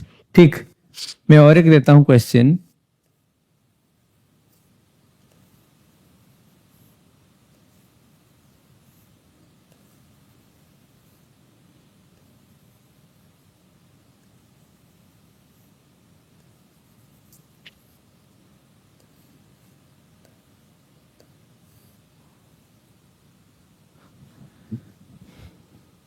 ठीक, ये और एक क्वेश्चन, ए और बी के अक्रॉस क्या होगा पोटेंशियल डिफरेंस। ठीक, देखो अगर ऐसे क्वेश्चन है, मान लो इसको मैं दे देता हूं 2 2 4 2 4 1 1। ठीक, तो मैं इसको देता हूं 2 2 4 2 4 2 4। ठीक, जब ऐसे क्वेश्चन आता है हाउ विल यू ब्रेक, जब ऐसे क्वेश्चन आता है how will you break, I will tell you the easy most trick, जहां आपको ज्यादा कुछ कैलकुलेशन नहीं कराना है, वही बस वही फिगर पे हो जाएंगे। देखो कैसे करेंगे। अगर ऐसे कॉम्बिनेशन है, आपको देखना है आप अपना एक एंड से शुरू करोगे, यू टारगेट दिस एंड, मान लो आप यहां से शुरू करोगे, ये एक टारगेट ले जाओ। फिर आपको क्या करना है, ये जो एंड से शुरू करोगे, पहले देखो ये दोनों रेजिस्टेंस कैसे कनेक्टेड है। मान लो ये एक रेजिस्टेंस, ये दोनों कैसे कनेक्टेड है, इनके पास एक कॉमन पॉइंट है, एक कॉमन पॉइंट है। तो हमको पता चल रहा है ये जो कॉम्बिनेशन है वो सीरीज में है, तो ये क्या बन जाएगा 2 + 2 4 बन जाएगा। ठीक, अब ये कैसे बना, देखो मान लो इसको मैं ब्रेक कर लेता हूं, तो ये बन गया ऐसे, नहीं ये है तो ऐसे। ठीक, अब ये दोनों को ऐड कर दो, ये 2 बना दो, ये दोनों तो सीरीज में है पता चल रहा है, ये दोनों को ऐड करके 2 कर दो। ठीक, अब ये जो 2 + 2 था ये बन गया 4, ये है 4, ये है 2, ये है 4। बोलो ये सर्किट यहां तक समझ में आ रहा है कि नहीं आ रहा है। ठीक, अब ये दोनों का कॉमन पॉइंट देखो, 2 कॉमन पॉइंट, तो ये दोनों कैसे हैं पैरेलल, तो हमको पता है 4 × 4/4 + 4, तो क्या बन जाएगा 16/8 हुई जो 2 ओम बन जाएगा। तो ये सर्किट बन गया अभी 2। अगर आप फिर से ब्रेक करोगे,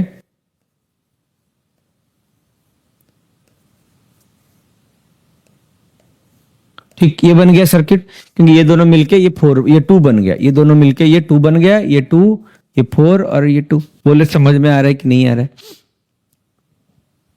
ठीक, अच्छा ये जो था ये भी 2 बन गया है। अभी ये रेजिस्टर कैसे कनेक्टेड है, एक कॉमन पॉइंट है।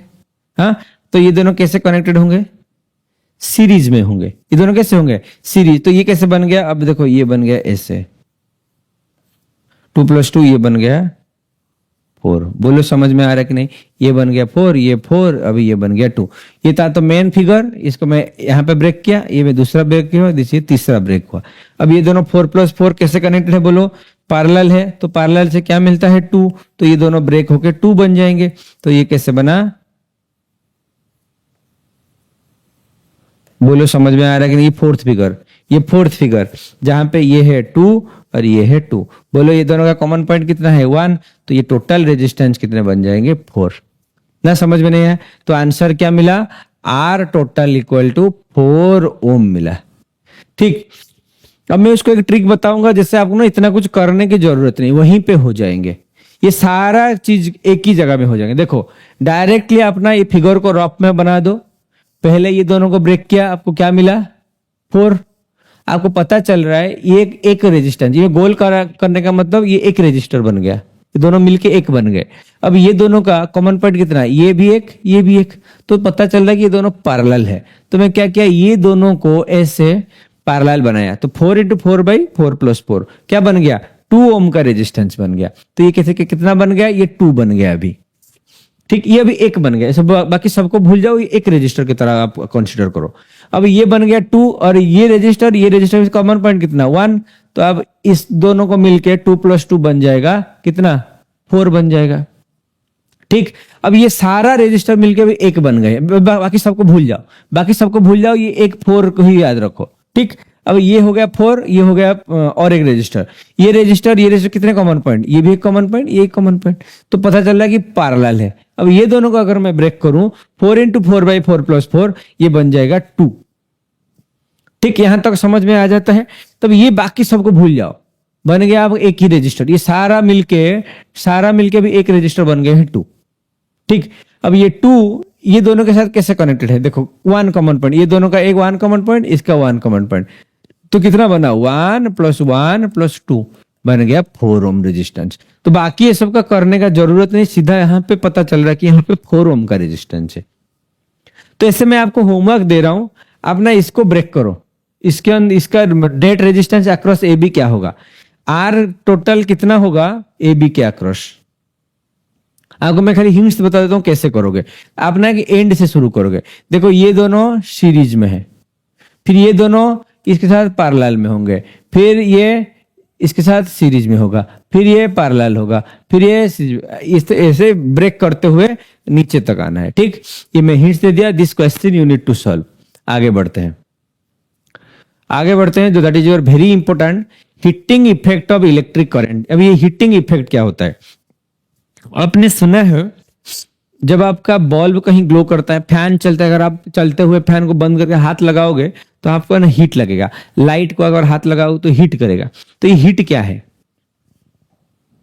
मम्मी बहुत काम करते हैं, अगर उनको बोल दोगे मम्मी थोड़ा मेरे लिए पानी ले आओ, मेरे लिए कुछ भी ले आओ, तो बोलेंगे वो बड़ा हीट में रहते हैं, बहुत काम करते हैं। ठीक, ऑनेस्टली काम करते हैं। तो जो काम करते हैं वो हीट होता है। देखो वो नहीं है। हीट एक्चुअली क्या है, जब जब कोई भी डिवाइस काम करता है आज वेल आज वहां पे कुछ करंट का ड्रॉप होता है, और जो इलेक्ट्रिकल एनर्जी वो कुछ एनर्जी हीट में कन्वर्ट हो जाता है। सम एनर्जी और part of the energy heat में कन्वर्ट हो जाता है। So heat is also form of energy. जैसे आपने इलेक्ट्रिक एनर्जी के बारे में पढ़ा, similarly some part of the energy becomes heat convert into heat energy. When an electric current pass through a bulb filament, it gets hot that it glows and emits light. When a current passes through the filament of an electric iron, the iron becomes hot. आपने घरों में iron use किया होगा। Iron के अंदर भी ऐसे coils होते हैं जिसके वजह जहां पे करंट फ्लो होने से वहां पे हीट प्रोड्यूस। आपके दिमाग में क्वेश्चन ये भी आ सकता है, वो फिलामेंट में है क्या, क्यों वो इतना रेड हो जाते हैं? आपने देखा होगा पुराने के जमाने का जो हीटर्स होते थे वहां पे वो लाल हो जाते थे, रेड हो जाते थे। हमारे वायर्स क्यों नहीं हो रहे? वायर्स में क्या है, वो कॉइल में क्या है, क्यों वो हीट हो जाते हैं? देखो ये याद रखो, हमारे जो वायर्स हम यूज करते हैं वो गुड कंडक्टर्स होते हैं। वो कॉपर का या तो एल्यूमिनियम का होते हैं, तो वहां पे करंट फ्लो कर जाते हैं। अब हीट किस में होगा? जिसमें वो करंट फ्लो नहीं होगा, जिसपे करंट अपोज करेगा। जो पार्ट ऑफ करंट जो अपोज हुआ, जो वेस्ट हो गया, वो क्या हो गया? वो हीट में कन्वर्ट हो गया। जो कुछ एनर्जी रेजिस्टिविटी के वजह से ड्रॉप किया, बस वो हीट एनर्जी में कन्वर्ट होता है। ठीक, समझ में आता है? देखो तो एच क्या हुआ? H is your heat energy. ठीक, अब इसको हीट एनर्जी को हम एच में रिप्रेजेंट करेंगे, हीट को हम एच में रिप्रेजेंट करेंगे। अब इसको बोल सकते हो एनर्जी का क्या एक्सप्रेशन था?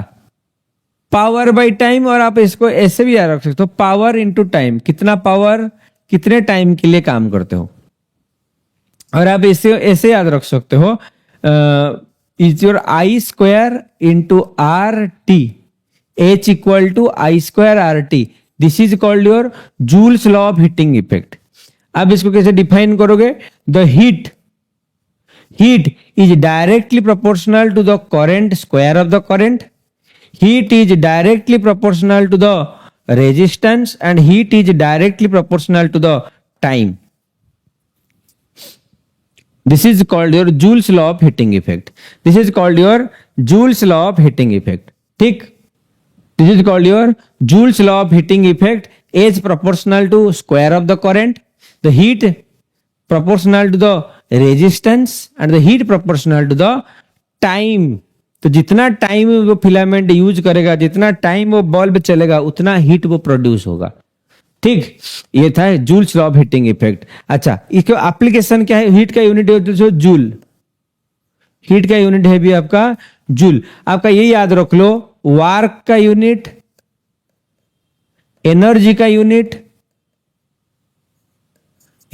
यूनिट, और दूसरा हीट एनर्जी, वार्क एनर्जी और हीट, ये तीनों का यूनिट एक होंगे जूल, क्योंकि तीनों तो एनर्जी ही है। तीनों का यूनिट आप बोलोगे सर करंट तो एनर्जी है, करंट एनर्जी नहीं, इलेक्ट्रिसिटी इज द एनर्जी। ठीक, और ये वार्क एनर्जी, हीट एनर्जी, ये सब यूनिट होगा आपका जूल। अब इसका एप्लीकेशन क्या है? हम ये हीटिंग इफेक्ट को यूज करके फ्यूज बनाते हैं।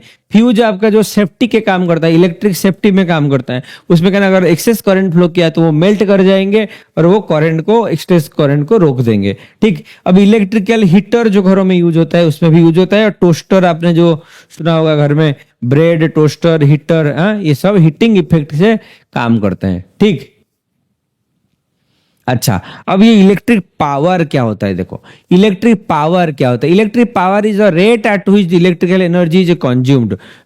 सो आपने पढ़ना जो power, rate of doing work, power equal to what?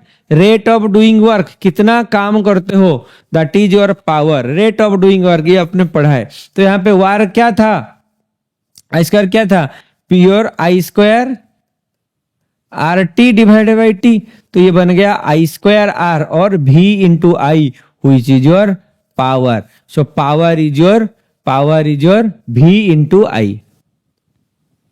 ये सब भूल जाओ, द डेरिवेशन हो गया, नहीं चाहिए। आप खाली याद रखो P equal to v into I, जहां पे P क्या होगा, P होगा आपका पावर, V क्या होगा, वोल्टेज या तो पोटेंशियल डिफरेंस, I क्या होगा, करंट, I क्या होगा, I होगा करंट। समझ में आ रहा है? ठीक है, I क्या होगा, करंट। तो पावर का यूनिट क्या होगा, unit of the power it will be watt, unit of the power will be watt, watt kilowatt, ये होगा पावर ऑफ द यूनिट। ठीक, अब चलो कुछ क्वेश्चंस करते हैं, कुछ questions. Compute the heat generated while transferring 96,000 coulomb of charge in 1 hour. क्या पूछ रहा है, हीट पूछ रहा है, एच पूछ रहा है। ठीक, व्हाइल ट्रांसफरिंग 96,000 ऑफ कूलम, तो यहां पे क्यू दे दिया है 96,000 coulomb of charge in 1 hour, means time बताया है, टाइम बताया है 1 आवर। देखो 1 आवर टाइम यहाँ पे यूनिट में नहीं है, तो हम इसको क्या कर सकते हैं, 3600 सेकेंड कर देंगे। 3600 सेकेंड, ये ऐसा यूनिट में आ गया। 1 hour through a potential difference of, potential difference means V equal to your 50 volt. ठीक, यहाँ पे क्या पूछ रहा है, हीट पूछ रहा है, जहां पे Q गिवन है, T गिवन है और V गिवन है। ठीक, अच्छा, हमारे पास हीट का क्या एक्सप्रेशन है, heat equal to your I square R T from your Joule's law of heating effect, I square R T. तो हमारे पास आई नहीं है। ठीक, आई की जगह पे मैं क्या पुट कर सकता हूं, क्यू बाई टी, क्योंकि हमको पता है I equal to Q by T, तो मैं लिख सकता हूं Q square by T square into R into T. अच्छा, आर भी नहीं गिवन, ठीक, आर भी नहीं दिया है, तो आर की जगह पे मैं क्या पुट कर सकता हूं, यहाँ पे आर भी नहीं दिया है, आर की जगह पे मैं क्या पुट कर सकता हूं, R equal to v equal to I R, so R equal to v by I. तो मैं v बाई आई पुट कर दूंगा। ठीक, इंटू इंटू टी। ठीक, अब ये आई की जगह पे फिर से q बाई टी डाल दो। ठीक है, टी ऊपर चला जाएगा, टी ऊपर चला जाएगा, तो क्या बन जाएगा, Q square by T square into B into T square by Q. तो ये टी स्क्वायर को टी स्क्वायर कट जाएंगे, क्यू को एक स्क्वायर कट जाएंगे, तो बचेगा क्या, भी इंटू क्यू, बचेगा क्या, भी इंटू क्यू। तो भी कितना है, 50 volt into 96,000 coulomb, 50 volt into 96,000 coulomb. जो भी आंसर आएगा वो होगा आपका dash joule will be the heat. I equal to Q by T. ठीक है, आर की जगह पे v by I, v equal to I R, R equal to v by I. ठीक, अच्छा, v की जगह पे आर की जगह v बाई आई की जगह पे q बाई टी, ऊपर हो गया q by T square, q cancel out हो गया, टी स्क्वायर कैंसिल आउट है, q भी। ठीक, अच्छा, और एक क्वेश्चन देखो, अन इलेक्ट्रिक आयरन रेजिस्टेंस 20 ओम, ये ओम सिंबल सपोर्ट नहीं किया है, तो R कितना दिया है, 20 ओम। ठीक, करंट 5 एम्पियर, आई कितना है 5 ampere. Calculate the heat develop in 30 second, time क्या दिया है 30 सेकेंड। ठीक, अच्छा क्या पूछा है, कैलकुलेट द हीट। अच्छा हीट का क्या expression, heat equal to I square R T, heat equal to I square R T. I दिया है, आर दिया है, टी दिया है, तो डायरेक्ट एक्सप्रेशन है, इसमें कुछ निकालना नहीं है। आई मतलब 5 का स्क्वायर इंटू आर मतलब 20, टी मतलब 30। ठीक, सबको मल्टीप्लाई करोगे जो मिलेगा that will the joule in the that will in joule heat. देखो नेक्स्ट क्वेश्चन, देखो next question, 2 lamps, one 100 watt at 220 volt, other 60 watt at 220 volt are connected in parallel to the electric main supply. What current drawn from the line of the supply voltage of 220 volt? देखो यहाँ पे दो connection है, दो lamp है, एक तो है 100 वाट को लगा दिए हैं 220 वोल्ट में, दूसरा 60 वाट को 220 वोल्ट में लगा दिया है, और दोनों वो कैसे कनेक्टेड है, पैरेलल में कनेक्ट है। ठीक, to the electric main supply, what is the current drawn. अच्छा अगर पैरेलल है तो बताओ पैरेलल में करंट क्या होगा। देखो 2 लैंप्स, वन इज 100 वाट और एक है 60 वाट, एक 100 वाट का बल्ब लेते हैं और एक 60 वाट का बल्ब लेते हैं। ठीक, अब ये दोनों पैरेलल में कनेक्ट होते हैं। देखो ऐसा है, मान लो ये है आपका सप्लाई 220 वोल्ट का, यहाँ पे एक लैंप लगाया गया, ठीक, अब यहाँ पे दूसरा लैंप को भी लगाया गया। ठीक, अब इसका है वाट 100 वाट, मान लो इसका है 60 वाट, अब ये 220 वोल्ट के साथ लगाया गया है। तो क्वेश्चन क्या पूछ रहा है, what is the current drawn from the line if the supply. तो यहाँ पे करंट क्या होगा, यहाँ पे आई क्या होगा पूछ रहा है। ठीक, अब ये आई निकालने के लिए हमने क्या कर सकते हैं, अच्छा यहाँ पे देखो पैरेलल लगा है, मींस यहाँ बन जाएगा I1, यहाँ बन जाएगा I2। ठीक, अच्छा पावर हमको पता है parallel combination means voltage constant रहेगा, तो यहाँ पे I1 कितना होगा बताओ, तो I1 क्या होगा, I1 क्या हो जाएगा, P इक्वल टू हमको पता है P इक्वल टू VI, तो I क्या हो जाएगा P बाई V, तो P कितना है 100 डिवाइड बाई 220। हाँ, सिमिलरली I2 कितना होगा बताओ, I2 भी हो जाएगा P बाई V2। ठीक, सॉरी P तो कांस्टेंट है, तो P बाई V। ठीक, तो ये क्या बन जाएगा, ये P1 ये P2, P2 बाई V, तो ये बन जाएगा 60 बाई 220। अच्छा अगर दोनों पैरेलल है, हमको क्या पता है I equal to I1 plus I2, दोनों करंट क्या हो जाएंगे, सम हो जाएंगे। तो क्या करो 100 बाई 220 प्लस 60 बाई 220। ठीक, ये दोनों को सम करोगे जो होगा एम्पियर में होगा। देखो कैसे सम करोगे, इसको आप 220 लिख दो, 100 प्लस 60 160। ठीक, ये जीरो को जीरो कट गया, क्या बचेगा, ये हो जाएगा 2 8 जा 2 11, तो 8 बाई 11 एम्पियर, 8 बाई 11 एम्पियर होगा करंट। बोलो समझ में आ रहा है कि नहीं आ रहा है। These are the type of questions you will be facing। हाँ, आपको ना सारे फॉर्मूलाज को याद रख लेना है, आपको सारे फॉर्मूला। देखो मेन फॉर्मूलाज क्या हमने पढ़ा, एक तो पढ़ा I equal to Q by T, दूसरा क्या पढ़ा, दूसरा पढ़ा V equal to W by Q, तीसरा क्या पढ़ा V equal to I R, चौथा क्या पढ़ा rho equal to R A by L, पांचवा और कुछ पढ़े ना इतना, और पढ़े heat a Joule's law H equal to I square R T. हाँ, सिक्स तो क्या पढ़ा, 6 is your P equal to your VI, और अभी 7th पढ़ने वाले हैं यूनिट। हाँ, यूनिट और electrical unit which is your PT, unit is your PT, power into time. देखो लास्ट चीज पढ़ने जा रहे हैं हम इलेक्ट्रिकल एनर्जी कंजप्शन, आपने जो घरों में इलेक्ट्रिकल कंजप्शन करते हो कितना इलेक्ट्रिसिटी कंजर्व करते हो, कितना इलेक्ट्रिसिटी को आप कंज्यूम करते हो, दैट उसका मेजरमेंट कैसे करते हैं। अगर आप घर में जो 1 यूनिट आपका जो बिल आ जाता है, आपने 300 यूनिट कंज्यूम किया, 500 यूनिट कंज्यूम किया, तो क्या है वो unit? Unit is nothing, the electrical energy use in the house factories is measured in kilowatt hour. तो आप ऐसे समझ सकते हो 1 unit equal to 1 kilowatt hour, 1 unit equal to 1 kilowatt hour. The cost of the electricity is fixed per kilowatt hour. तो आपका area पे वो डिपेंड करता है कितना वो एनर्जी को कंज्यूम, मतलब कितना एनर्जी का चार्जेस है। तो 1 यूनिट का आपको अगर आप कैलकुलेशन में लोगे तो 1 किलोवाट आवर, ये याद रख लो। 1 यूनिट मीन्स 1 किलोवाट। अच्छा, किलोवाट, किलोवाट मीन्स 1000 वाट, किलो मीन्स 1000, हम पर हमारा ऐसा यूनिट है वाट में, तो यहाँ पे किलो 1000।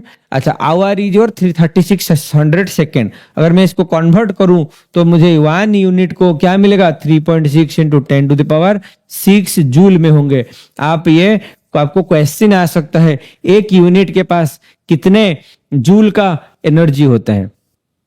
ठीक, दिस इज ऑल अबाउट। और आपको ऐसे टाइप का क्वेश्चन पूछ सकता है, अगर आपका 2 बल्ब चलता है, 3 घंटा चलता है, क्या आ जाएगा? 30 मिनट्स में कितने यूनिट्स उठेंगे? अब ये यूनिट्स को लेकर तरह तरह का क्वेश्चन आ सकता है। आपको ज्यादा कुछ कंफ्यूजन नहीं होना है, आपको पावर इनटू टाइम कर देना है। सपोज आपको बोला होगा एक बल्ब जलता है, ठीक है, मान लो 2 बल्ब जलता है, 2 लैंप जलते हैं, एक फैन चलता है, एक टीवी चलता है। ठीक, ऐसे तरह तरह का क्वेश्चन है कि सबका पावर को आपको क्या सम करना है, टाइम के साथ मल्टीप्लाई करना है, दैट्स इट। और ध्यान में ये रहे, आपका हमेशा जो पावर किलोवाट में होना चाहिए और ये 1 आवर में रहना चाहिए। हमेशा याद रखो, आपको आवर और किलोवाट में कन्वर्ट करोगे, उसको मल्टीप्लाई करने से ही यूनिट बनेंगे। नहीं तो आप सब ऐसे ऐसा यूनिट में भी करके बाद में आपको कन्वर्ट कर लो। ठीक, this was your all about of the chapter. यहाँ पे अगर कहीं पे आपको डाउट्स आता है, आपने पूछो, कमेंट सेक्शन में लिखो, ताकि हम और अच्छे से टॉपिक को समझा पाए।